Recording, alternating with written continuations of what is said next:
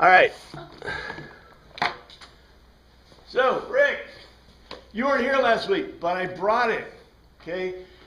I don't know how this happened, but my parents got the Standard Treasury of Learning, Funkenwagen's Dictionary for Young People when I was a kid. And back when I was a kid, I don't remember watching as much TV as I remember reading books. And this has pictures. So for, huh? No, it's not pop-up. This is like not even 3D. But this has a whole section on theater, on the history of the theater. And I remember as a kid, one of the things that really, I read this stuff, I look at the pictures, and here's one, Actors, Angels, and the Hereafter. After the fall of the Roman Empire and the banning of the theaters by the church, there was no real theater in Europe for 700 years. And then it goes, in the 10th century, clergymen seeking to bring life and color to the telling of the Bible stories began presenting simple tableaux. These grew more and more elaborate and became the miracle plays of the Middle Ages. And then it talks about the different types of stuff.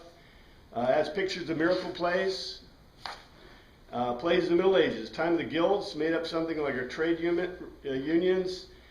Craftsmen took over the performance of the mystery and miracle plays, following the old Greek custom. Men played all the parts at first, so women may have been allowed to play later on. Remember, the Mysterion, and, we've talked about the Masons, for example. The Masons, craftsmen, right? The miracle and the mystery plays were basically done from what began in the Middle Ages. Then it says, England developed the morality play, which dealt entirely with the vices and virtues and the struggle between the two. Passion plays depicting events of the life of Christ sometimes lasted a month, one act being performed each day until the story was completed. So, my point is that although, as it said, and I'm not so sure it was a church, but you know why the church shut down the theaters, right? It's a focus of Greek religion and paganism, right? And so, shut it down. Shut down is an interesting thing. It's like, I don't know, we'll be talking about a lot of things. Like, do you shut down the temples? Well, they didn't necessarily shut down the temples. What happened? They shut down themselves. Yeah, people went to other venues, right? Precisely. I think it's really funny how history kind of does its thing. It's not like the government shut down all the outdoor movie theaters, right? What happened? Well, people stopped going to them, right? It's not like people, it's not like the government or somebody shut down all the people sitting out on their porches in the evenings, right? I don't know what happened. Maybe they're watching TV, listening to radio, Something happened, but people stopped, And how come you ladies don't go to tea at 4 o'clock every, visiting, right? I mean, there was a time. We got better things to do. Precisely. People have better things to do, right? I'm just saying. So I think it's really funny that the cast of history, right, is, this happened or that happened. Well, without any kind of proof, let's figure that out. And that's what we're doing, right? Let's look at our proof text. And I thought it was really funny. Just the history, let's say the history of the theater, right? So I guess it's become so esoteric today that the history of theater is something that people, we don't teach it. Of course, you don't want to teach it because, the Greek theater was religious. And all the Greek plays. If you told all the teachers in the schools and high schools and colleges that all the Greek plays are religious, what would happen? I don't know. Maybe they teach them double. I don't know. Shoot. It cracks me up how the world is, kind of, right? So anyway, we can't teach about God, but we certainly can teach about pagan gods. Oh, and the pagan theater. Oh, my goodness gracious. Anyway, I have named, I think we miss the mark lots of times because like the faith chapter, right? The pistis chapter. Well, what is faith and what is pistis and what does it mean? And I renamed the faith chapter the pistis chapter because I think we need to revitalize some of the words we use. But in any case, the 12th chapter is not the pistis chapter, it's the Paideia or the Paideia chapter. Padawan, right? Padawan, learner. Yeah. Paideus is to be tutored or to be trained or to learn. And it's really interesting that that word in the 12th chapter, and we talked about it, we'll see it again. The translators keep translating it discipline. And it doesn't mean it means to train up a child or to tutor a child or education. And I probably should say something about, well, we've talked about education in the past, right? You did not send your children, if you are Greek, you didn't send your children to learn to read Greek. You sent your children to learn military studies and athletics, and on the sideline as part of the gymnasium, they would also learn to memorize the poet, Homer, the Odyssey, the Iliad. They would learn to memorize all the Greek documents in antiquity. And if they had a book slave or a scroll slave with a scroll, which may or not be happening, they would learn to read or use the mnemonics in the scroll. So the concept of education to the Greeks was very different than our concept of education, right? What we're doing is advanced modern education. Did you know that? People weren't, this is not common until what we call, well, I call the age of universal education, until about the 1850s. Till the 1850s or so, 1833 was the beginning of public government control education. But in 1850 was really when they started doing lectures. Because what did you do when you went to British University? If you go to Oxford today, what do? You go to, you ever heard it? Yeah, like a tutor. You read for a degree. It's called reading. If you go to Oxford, now I know, in Oxford, in modern education, they do have some lecture education, but that's not the way it works. In the old days, you learned to read, it took you a day when you were 7 years old, and then you knew to read. The problem was getting to the books, because the books were not ubiquitous. To us, look at this. This is ubiquitous, and half of them aren't read. The thing is, back in the day of universal literacy, before the age of universal education, everyone knew to read. We know it took about 1 day to a week for a child to learn to read. You were slow if it took you a week. And they were reading the King James Bible, because it's all they had in the house. And if you remember, from about 1826, when everyone was suddenly able to afford books because cotton underwear and cotton and paper was available, and that was when Daniel Defoe, into the 1700s, Daniel Defoe wrote Robinson Crusoe, the beginning of the novel. That's the first novel in English language. And guess what? That matched when book and paper prices suddenly were coming down, and that was the invention of the novel. Finally, people could buy something for entertainment. They What read. year did you say that was? What's that? What year did you say that was? The end of the 1700s, so about 1790. Because I was going to say, like in Jane Austen books that are set in the early 1800s, the ladies read their novels and stuff like that. So there was by then. That was the Victorian era, and it's No, the end of the. after that. What's that? Yes, but it's the beginning. Dickens and Austen and Bronte. You look at a timeline. Here's Daniel Defoe, and I think he wrote Robinson Crusoe in 1795, someplace in there. The beginning of the British Bible Society is 1826, is when they had, the printing costs were so low, and the Age of Enlightenment was just coming to an end. And what happened was, this novel was what we call it, made money. Profitable. It was profitable. It was the first profitable entertainment. Novels are all about entertainment. There's no other purpose for novels. And this was a profitable novel because the price of paper had come down so precipitously by this time that they could print novels. Remember, you've heard about the penny novel?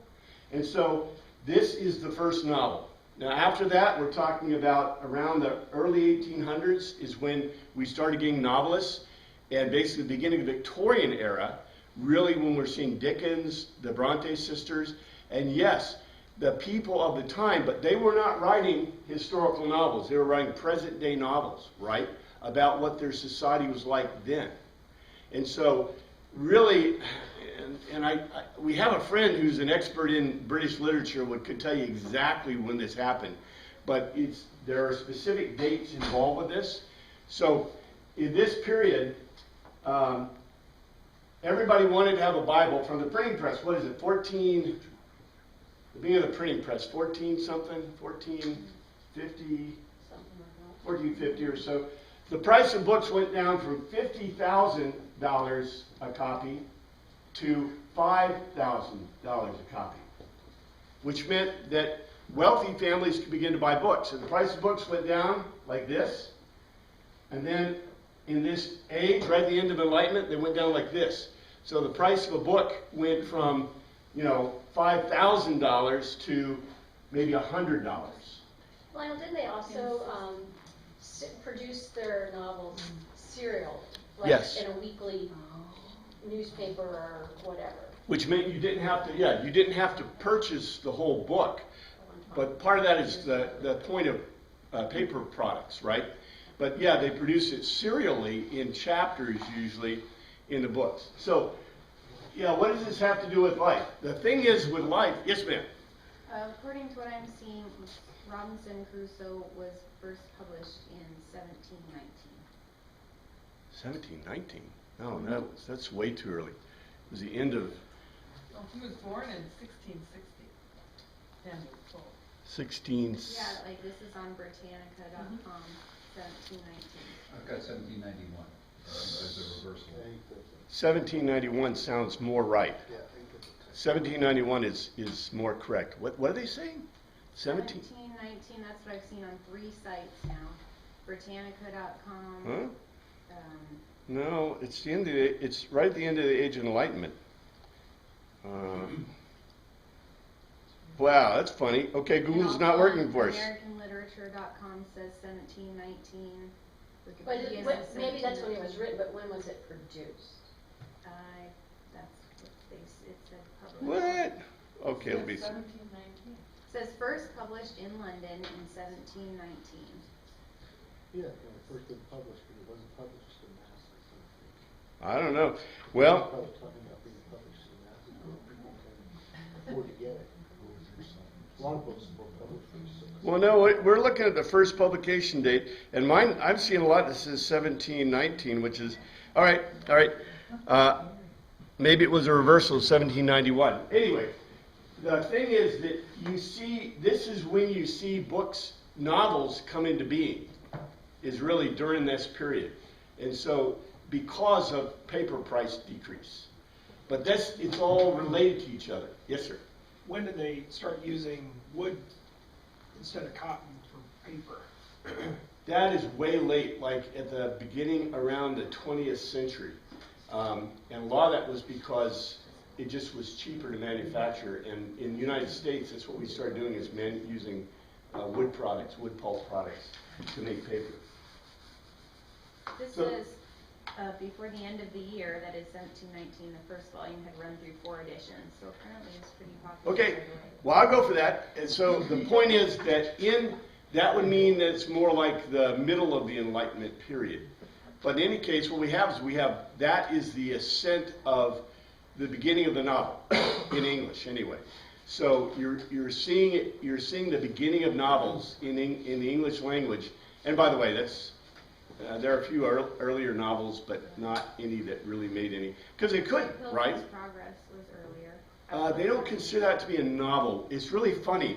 It's considered a religious allegory, and Cervantes is considered a novel. Don Quixote, and Ginci is the earliest. Not English. What's that? That's of course Spanish. It's in Spanish, and the earliest novel is Ginci. Genji, yeah. Yeah, Ginci. That's a Japanese novel written, and there was no other Japanese novel written until like 900 years later or something like that. But anyway. But if we look at general time periods, That's what everybody wanted. everything fits, right? And the reason we study the way we study is in the age of universal literacy, your child would learn to read. You would teach your child to learn to read. They learned to read the King James Bible, right? And of course they wanted more, and so they could buy penny novels and other things. But what you did is you sent your child, in education, you sent your child to an educator who had books. And the educator would give a book to your child and say, read this by tomorrow, and then I'll quiz you orally on it, and then you can write a paper if they had paper available. So that was the way reading for Oxford. When you went to Oxford University, you had already read all the classics, you read all the antiquity, you knew Greek, you knew Latin supposedly, and you went into your faculty advisor, and your faculty advisor would say, here's a book. Read this book in Latin or Greek or whatever language it happens to be, German or Italian, and I will orally quiz you about this book.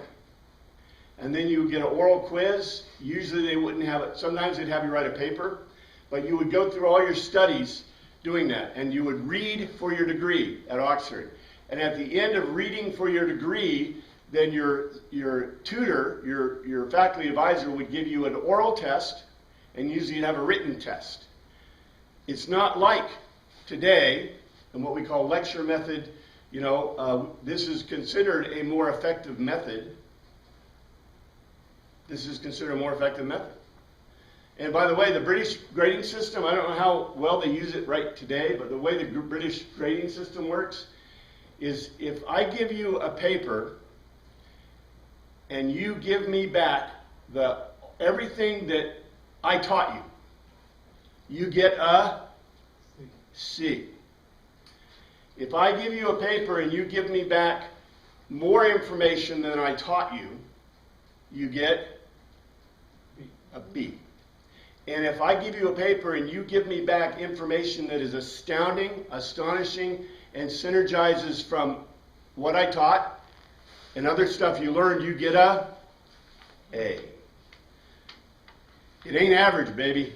An A means you actually have a mind. A C means you're regurgitating data. But I guess today the hardest thing to get in Harvard is a C. So everybody is creating the next cure for cancer. Yes, sir? In the Greek period, you said they were educated in military and, at a certain level. They seemed kind of in the practical vein. Did people who followed the Socrates or these various teachers, is that where they got, Pythagoras, is that where people would have learned math? I mean, the few people that went on and associated themselves with these gurus, if you want to call them that, how did education advance on a higher level in this period? The Greeks, until you were 33 approximately, and you had served in the military, you were not considered a man. So what they did is you went to the gymnasium as a child to learn athletics, military, and also to learn the great knowledge of the Greek people. So it was a full-bodied, complete education. After you were 33, now you could participate as a man, as a fully educated, fully whatever mature man in the society. So you would do two things. They have the symposiums and they have the lyceum. So there are three levels of schooling, or not, they're not really levels. There's the gymnasium, the lyceum, and the shula. And the gymnasium is where you could go, and usually it was for younger people or for the younger, below 33 and below. It's where you train militarily, you train in your basic stuff. The lyceums were where, if you look in the Socratic dialogues, then they went to the lyceums to hear Socrates and Plato and Aristotle and Pythagoras talk about things. So you could ask questions, and they used the logos to telos method, and these are all the dialogues. The Greek dialogues are in this logos to telos method. So as an adult, you would go to symposia, and symposia is where, we think of them as drinking parties, but the Greeks didn't. The Greeks, yes, they ate and they drank, but they discussed Greek literature. They discussed Greek philosophy. And that's what they did at a symposium. And by the way, that's what we do today, right? You go to a symposium, and what do? You get papers, right? You hear papers, you discuss things, you have panels. That's what the Greeks did. Lyceums were basically a place, a lot of these guys were more wealthy, and they had time to waste, per se. I don't think it's time to waste to discuss literature or discuss philosophy, but that's what they were doing as a higher order thing. The shulas we see in the New Testament, in the shula period, or the shulas, they all existed. But in the first century, you had a bunch of people in the Hellenization of the Greek, right? And they wanted to learn Greek. They wanted to learn to speak Greek. They wanted to learn to be Greeks. They wanted to learn about the gods of Greeks. How do you learn that? People set up shulas, and shulas were paid. You paid to go to a shula. And if you remember, we saw it, I think it's in Luke or Acts, where we saw they went to the shula that was in Ephesus, I think, and that was where they were meeting. So shulas are places where you could get a Greek education, but you paid for it.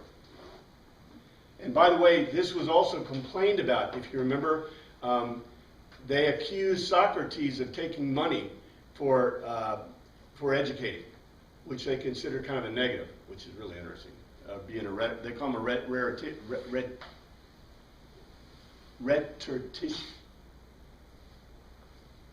Anyway, can't say the word. Of rhetorical, be a rhetorician, doing right, teaching. That was one of the words they used for it. Teaching you how to speak. I can't speak. I can't speak. Anyway. But the whole concept of education, we assume that the world, right, we want to see pictures of little Greek schoolboys and little Victorian schoolgirls, right? And they did in boarding schools, but guess what? That was the beginning of what they did is they began to board children because what did they have access to in a boarding school? Books. Yeah, that's the point. You sent your child where they had access to books and someone who read the books and understood the books, especially, guess what? In every kid who goes to the upper level schooling in Britain, what they call the grammar schools and to the private schools, they are coming out learning 4 languages. Most of them know Latin, they know Greek, they know Italian, they know German and English. So, in French, they know all these languages because they teach them to them because it's part of the educational process and they expect them to be able to read the books. So the world of education is not sometimes what we think it is. But anyway, paideia, that's the point. This word deals with tutoring or training, right? Training. And if you think gymnasium, that's the right kind of training. Here's a couple of other words that are come right out of our text that we'll get to today. But Nothoi, nothos, it's basically means an illegitimate or spurious. You see the King James translation is bastard. But this one is really interesting because we know this word. Pneumaton, it's pneuma. Pneuma. Pneuma is the conscious breath. And you say, well, you gave this, we've had this word before, why did you give this word to us again? Because this is one of those words. We have sarx, suke, pneuma. Which word of these is used the most? Suke. Yeah, suke. Suke is used over and over and over again in the New Testament. And suke basically means the unconscious breath. In the Greek worldview, it means to think. So the authors of the New Testament tell you over and over and over and over again, think, think, think, use your mind. We see sarx because sarx is the flesh, but they say use your mind. And then occasionally we suddenly see this word pneuma pop up. And pneuma means the conscious breath, the free will. I'm intentionally taking a deep breath. It means you have free will. Because you may be thinking all the time, unconscious breath, but when you put a conscious breath to it, now you are exercising free will. And this is a critical and important point in the Greek. So with that, let's look. We had parsed 7, but I think, let's see, I want to, we'd parse, where's 7? Come on. Printed too many pages here in the front. All right, I'm going to reiterate this when I go back over to it. Here's what the NIV says: endure hardship as discipline. God is treating you as sons. For what son is not disciplined by his father? And we saw that a translation of this, a translation of this is, to remain under tutorage, God bears towards with you as offspring, assigning a reason. What offspring is he whom a father does not train up as his child? So we saw that, there are reasons why this word could be translated as discipline, but they're made up. We did see in one case where it specifically related to a disciplinary thing, but as we saw, the Greeks, part of the Greek training is athletics and military. So how many, I mean, even the girls, right? Give me 20 laps. Right? Isn't that what you're from your gym teacher? Right? And he'd say, give me 20 laps while reciting, Oedipus Rex. That's your Greek teacher, right? So I'm just saying, when we do athleticism, that's building discipline. But the point of this is training. So to remain under tutelage, tutorage, God bears towards with you as offspring, assigning a reason. What offspring is he whom a father doesn't train up as his child? The point of this chapter is all about training. It's all about training. It's all about tutelage. So let's go to 8. Here's what the NIV says. If you are not disciplined, and everyone undergoes discipline, then you are an illegitimate child and not true sons.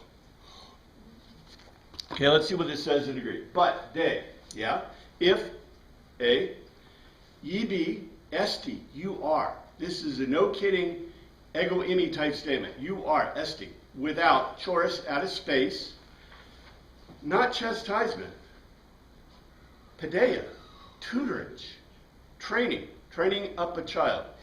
Whereof, who, is hos, it's not whereof, it's who, all, pas, it's all, are, imi, am. Look at what words this guy is using. He's using ego eimi. He's using the imi. He's using the declarative, first person form, was, are. Are, metochos, a sharer, then, therefore, ara, therefore, ye are, esti, you are. Esti. I can't express how important this is. He's using, okay, remember what we said? If I say,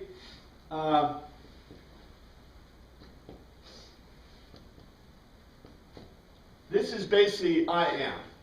This is the I and this is the am. Okay? If I say that in Greek, what does that mean? You're claiming to be God.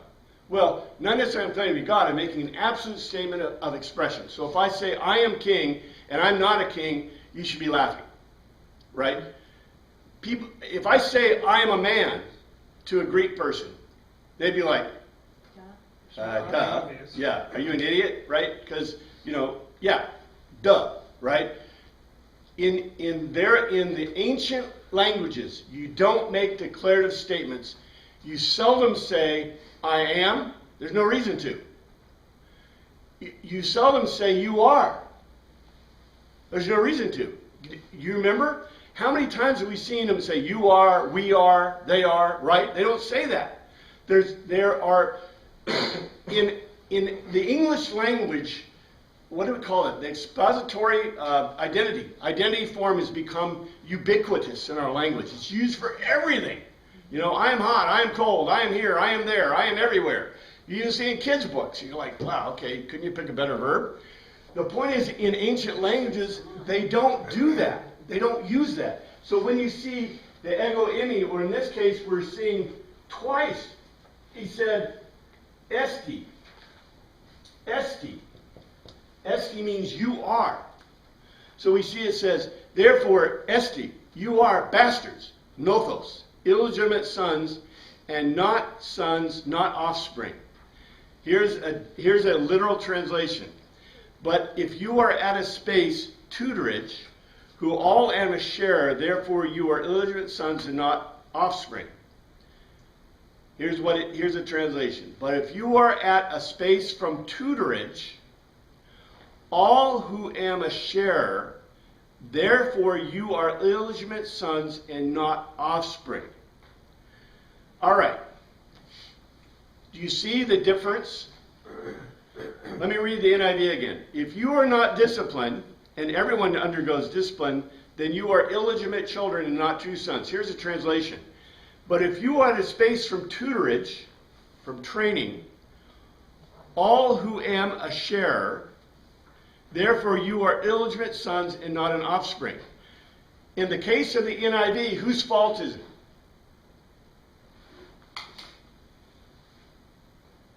If you are not disciplined. It's being done to you, then you are, instead of you partaking, you are the subject. Yeah, in the NIV, they put it in the context of it's being done to you. Yeah. But the other one, you're the actor, the choice. Yeah, but in the Greek, it's not talking about something being done to you. You partake. It's something about you sharing in. That you are, because you are a member of this community, and you get it, right? I told you before. This is all about going to the gymnasium. Participate in the training. Yeah. And so, all right, I'm irritated at our translators. I think they totally turn this on its head because it's not about discipline. It's not about God beating you with a stick, right? It's about you participating in training. And the reason for the participation in training is because we have the previous chapter, which is the Pistis chapter, which ended out, okay, you've got to be convinced, and they are convinced. So the question is, what do you do about being convinced? If I'm convinced, if I'm like Abraham, if I'm like Sarah, if I'm like, well, Sarah wasn't, if I'm like Rahab, if I'm like all those that were mentioned, and I am convinced, then what do I do about being convinced? And the answer that the author is giving you is, you've got to be in training. And of course, okay, you know, this is what I got back to. You know, we made the comment, right? Our thought of this is, okay, we're living in the regular world, and, you know, something happens to us, and it's the reflection of how we act in the world. Bad things were not, good things were not necessarily happening to these people in this time. The important point wasn't how they reacted. Well, it is important how you react.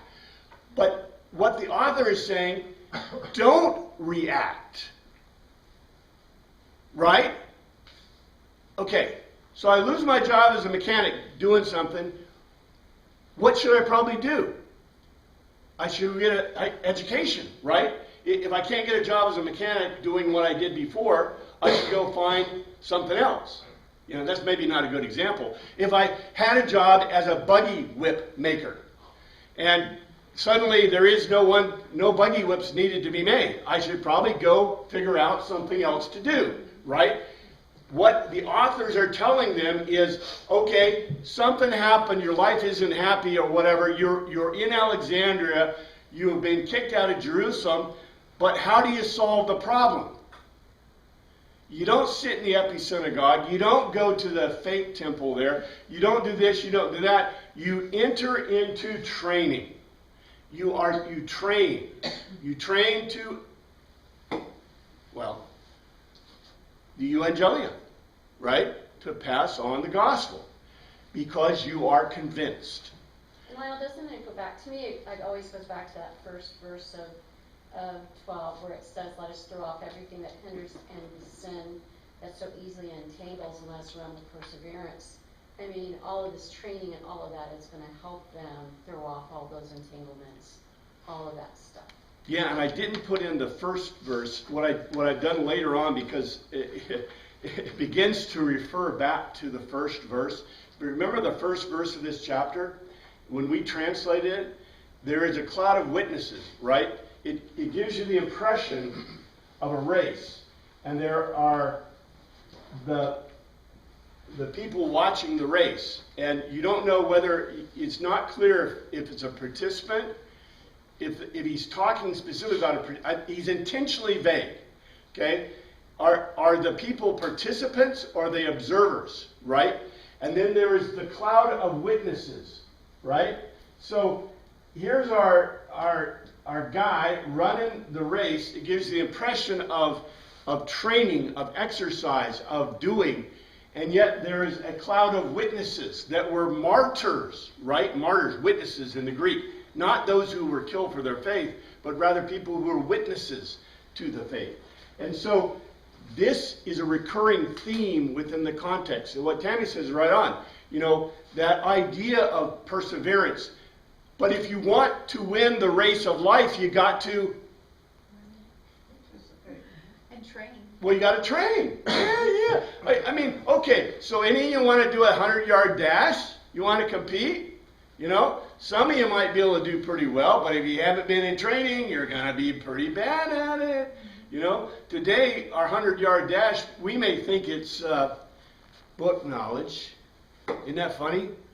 Because, you know, gym is, although in some, you know, in most of our schools, we require you to take a gym class, but we consider gym class to be kind of a, Almost a throwaway. yeah, you know, it's an option if you're dumb enough, right? And how many go to military classes?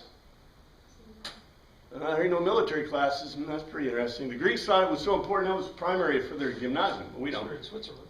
Unless you're in Switzerland, right? Yes, sir. Is the underlying thing here the fact that we have this displaced group that's very mixed, the Egyptians, the people from Jerusalem, et cetera, et cetera. They're all down here, and are they just sort of stopped and they don't know what to do? Is the author trying to say, stop being bewildered and Yes. go? I think that is a beautiful picture, word picture, of what has happened to these people. And that's what I've been trying to express to you. They were uprooted. You know, they were doing their Lutheran thing, right? Every day they went to the temple. Of course, you know, they went to the temple. They did all the sacrifices and the Thanksgiving sacrifice, and they were participating in the Thanksgiving sacrifice because that's what Jesus told them to do. That's what the Talmudic rabbi, that's what the rabbis, the Talmudic readings, Teen Hodos was participating. They were the best Judaistic sect there was. You get this? They were the best Judaistic sect there was. They were participating to the point they were impoverishing themselves. Remember? Paul was asking for money. If you read it, he wasn't asking for money to support them. He was asking for money to support the sacrifices in Jerusalem that were being done, the Thanksgiving sacrifice, because the Savior of the world had come. With the destruction of the temple in Jerusalem, they are now devastated. It's like they had, the purpose was gone, their lives were shorn, they were done. They were done until 300 AD, when John Chrysostom figured out how to make it work. Actually, Paul had already given them the solution. Remember what Paul said? It's okay to eat meat sacrificed to idols, which meant that you could continue with the Seder. The problem is the Jewish authorities, or head of the church, told the church in Jerusalem what? Don't eat meat sacrificed to idols. And so, who were the guys coming down to Alexandria? Those guys. All right? So they have a double problem. Now you do have kosher butchers, but you can't eat the Thanksgiving sacrifice if it's not sacrificed in the temple. It's not a Thanksgiving sacrifice. It's not teruma. It's the teruma, right? The whole reason for being clean. The whole reason for baptism. Right? You see, We think that the whole point of baptism is what? Forgiveness of sins, acceptance into the church. What did Jesus think? What was the purpose in baptism for Jesus? So you'd be clean. So you could participate in all the Jewish ritual. So you could eat the meat of the sacrifice. For us, it would be what? Why would we want to have the mikveh baptism? So we can eat the Thanksgiving sacrifice. Isn't that what we do in our churches? If you're not baptized, can you eat the Thanksgiving? Can you eat the Eucharist? No. Do you see this? This, you know, we want to put some kind of, okay, here's Jesus thinking Talmud, Mishnah, Torah, Tanakh, right?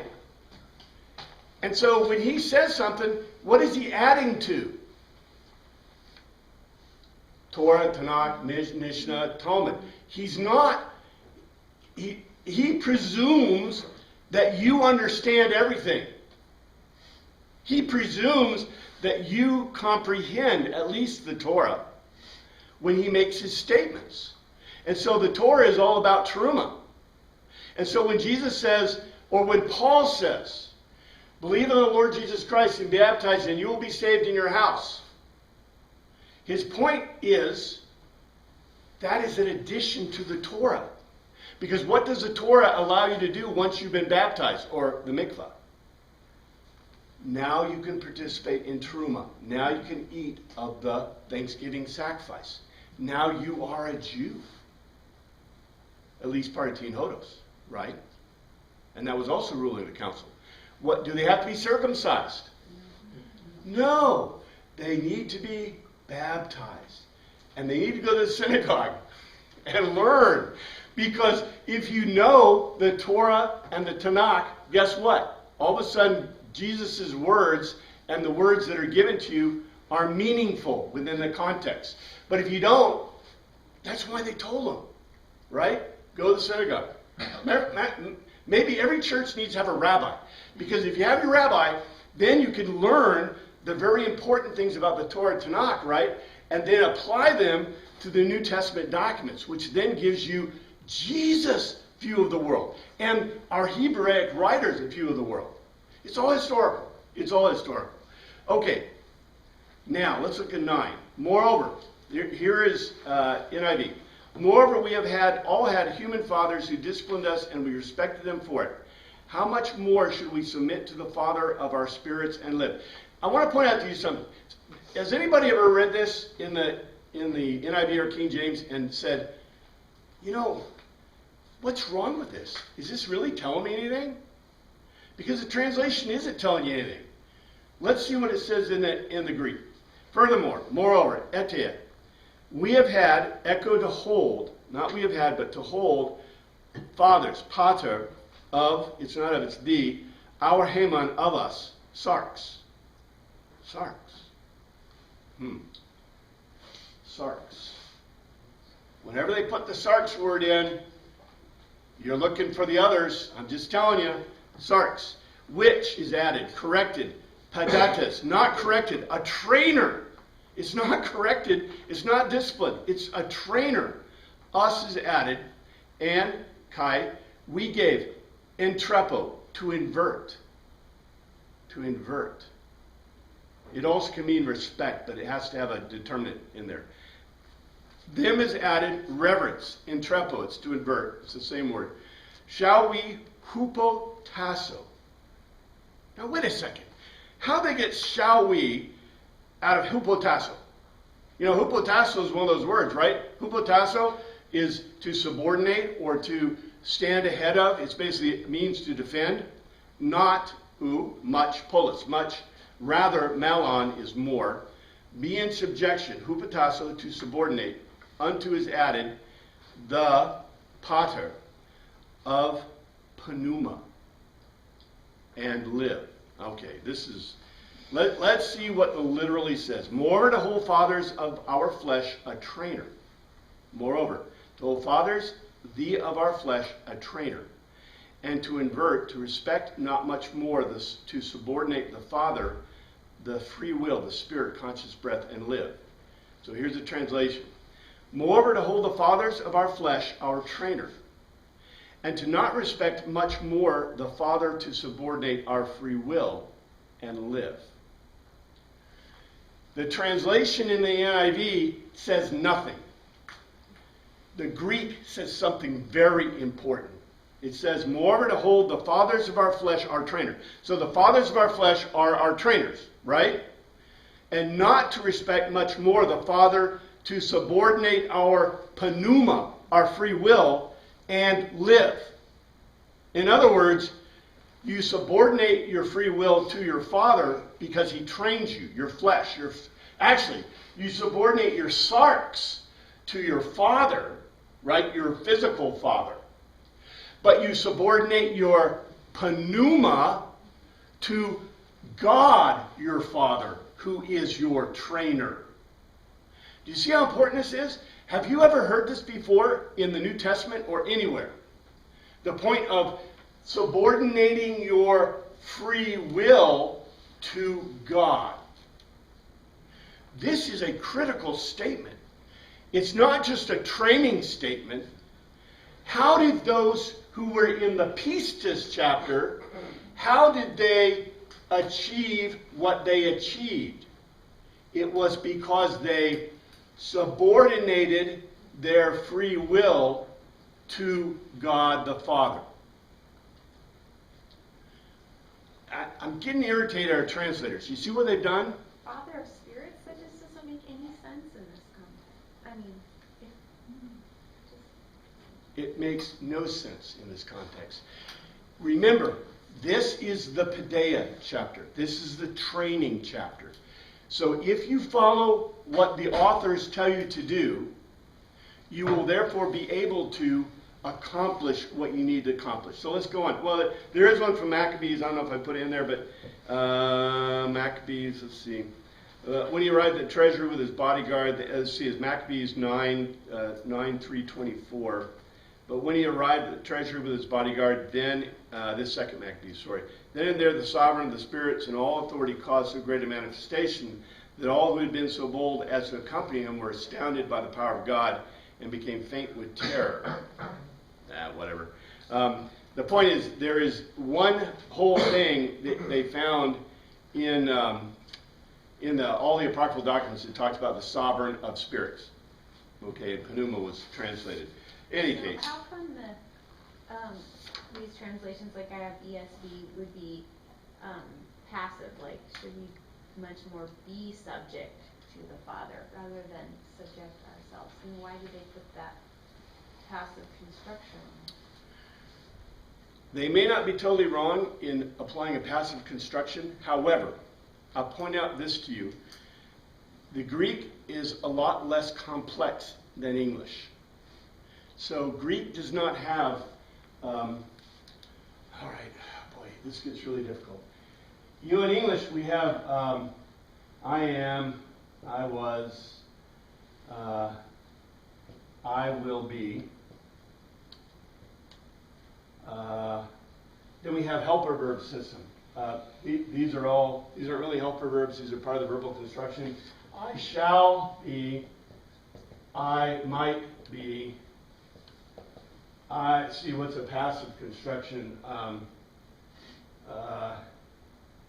It was done to me. That's a passive construction, right? Of the similar verb usage. You notice the problem here? In Greek, the Greeks didn't care that it was done to you. What was done to you? They hit me, they beat me, they ran, whatever. They walked with me. Greek does not have these helper verbs. Greek does not have, I have been. I had been. And what's a perfect form? Anyway. I do prepare all the Greek, all the verb forms. English has a bazillion verb forms. Greek does not. Greek is a relatively complex language, but it doesn't have all the English type verb forms. And so, in general, Greeks do not like writing in passive, but why do the translators like to write in the passive tense? What do you think? What does the passive tense do? Kind of gives you an out. It gives you really vagueness, right? It produces a huge vagueness where you don't have to say what. But we know about Greek that Greek is always concrete. Greek always says, and especially in the 1 and the 8, right? It said I and you were. It gave specific pronouns, right? Pronoun forms, verb forms. So, and even then they left out, do you notice? It didn't say ego eimi, it said eimi. So they even left out the pronoun, which is very common in Greek. Some languages don't have or barely have pronouns. As a matter of fact, in Japanese, don't use pronouns, because if you do, it's considered very impolite. You're considered to be insulting people. And in most ancient languages, this is true. So anyway, back to the point. Why do they pick these? They take a very complex translated, these are complex, right, word statements. And they want to make them coherent to you. So what's the easiest way to make it coherent? The vaguer I make it, the more coherent it seems. The more erudite it seems, right? If I say I am, as opposed to it was done to me. Number one, I get more points for more words, and so therefore when I'm writing my paper, I'll get more word pointage. In the ancient world, what would that do to you? Cost. Yeah, cost. Incredible cost. So Yeah. and remember, what are we going to tell kids? Well, we tell them all the time. Use the simplest and most direct language. Don't use passive voice, right? Lots of good reasons. Anyway, I know that's kind of a roundabout way of reasoning, but it's the way the world is. Okay. Anyway, let's go to C10. Our fathers disciplined us this is NIV. Our fathers disciplined us for a little while as they thought best. But God disciplines us for our good, that we may share in His holiness. All right. You mean our fathers didn't discipline us for our good? I'm telling you, okay, if you read this, it's like, why would you write this to people? I mean, either you think they're stupid, or you are stupid, or maybe the translators have a problem. Let's see what it says in Greek. For gar assigning a reason, there's a logical term.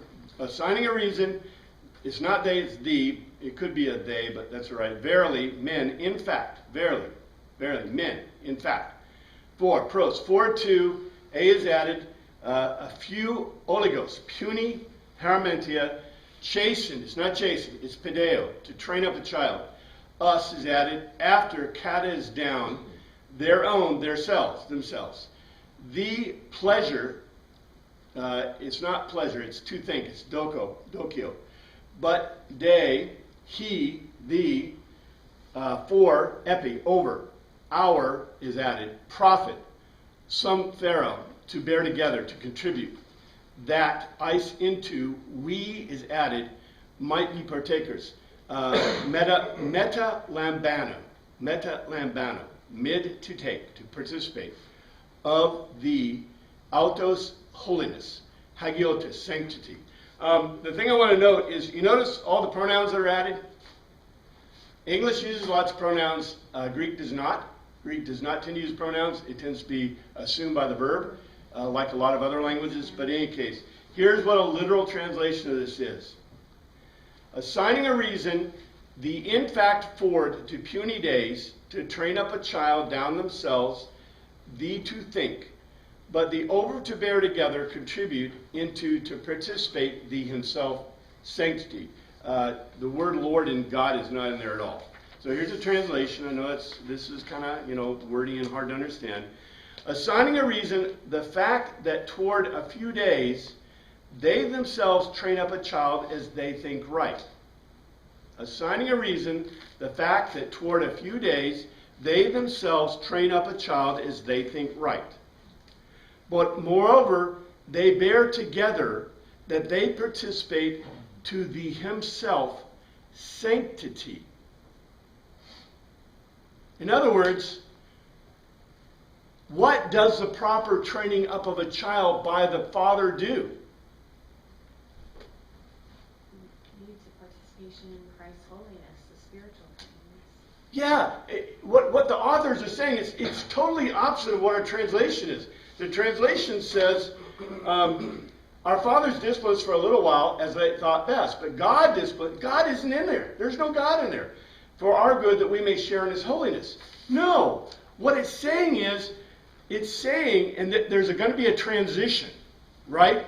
It's saying that your fathers trained you up, even though it was training the sarks, even though it was training for a few days, right? Because your father only had you in hand in the Greek world until, well, you weren't 33. It's when they sent you off to the military training, right? And then you were in hand of your trainers. But your father trained you up. What it's saying is your father intended to train you correctly, right? They trained up a child as they thought right. And the Greeks would say, yeah, the gymnasium's right. Military training, athletic training, training in the Greek, stuff. And the Hebrews fathers would say, we trained you up into your craft, into your work, and we sent you to the rabbi school, right? To the Pharisee school. You learned your Torah, right? And if you wanted to be a rabbi, maybe you went to the Tanakh. They would say, and the writers would say, that you were trained appropriately by your father. And the result of that is, moreover, they bear together, they contribute, that they participate to the himself. And the himself does refer back to the previous, to God, to the pater, right? In other words, all that training that you had, that disciplining, that training, leads you to be better people under God, right? It's a promotion of it. Yes, ma'am.